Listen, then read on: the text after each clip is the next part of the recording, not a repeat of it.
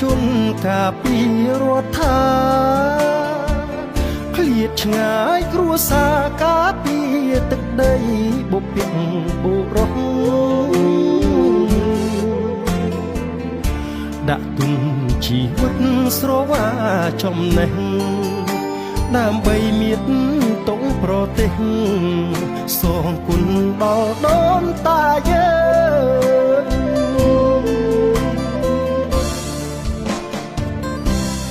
កម្ពុជា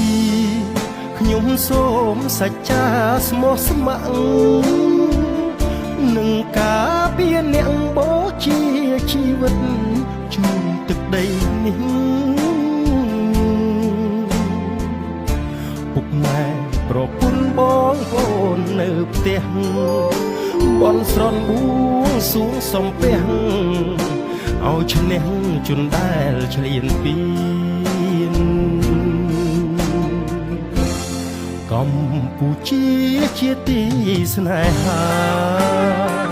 ខ្ញុំបដូរសង្ខា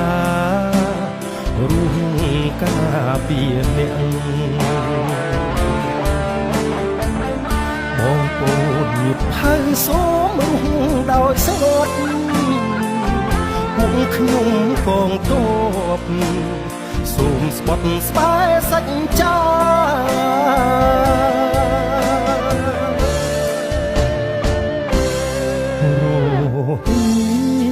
ខាងក្រៅតែកាយរឹងមាំហាត់ពុតលត់បំការពារទឹកដីដែនខណ្ឌសីមាជីវិតជូនជាតិធាតុជូនមេត្តាមិនស្ដាយសោះឡើយសង្ខារ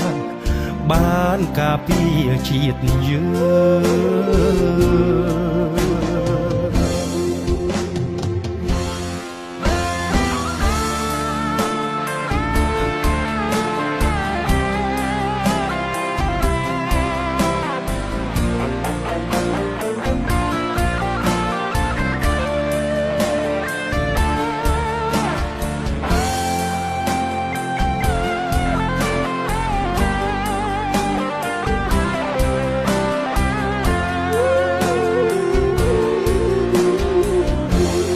កម្ពុជា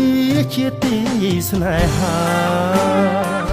ខ្ញុំបដូរសង្ខាររួមការពារអ្នកបងប្អូនញាតិហើយសូមរស់ដោយស្ងប់ពួកខ្ញុំកងទ័ពសូមស្បត់ស្បែកសច្ចា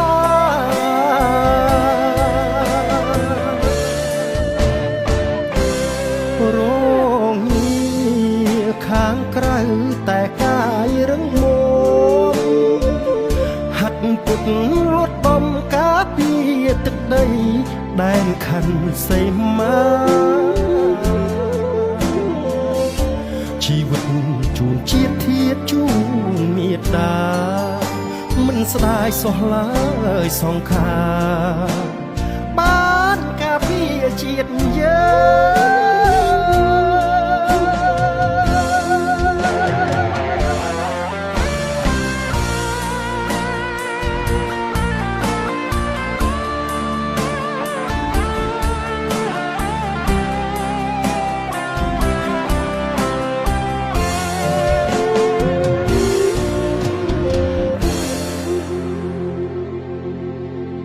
ងគ្នាដើម្បីបបអាជាតិមាតុភូមិ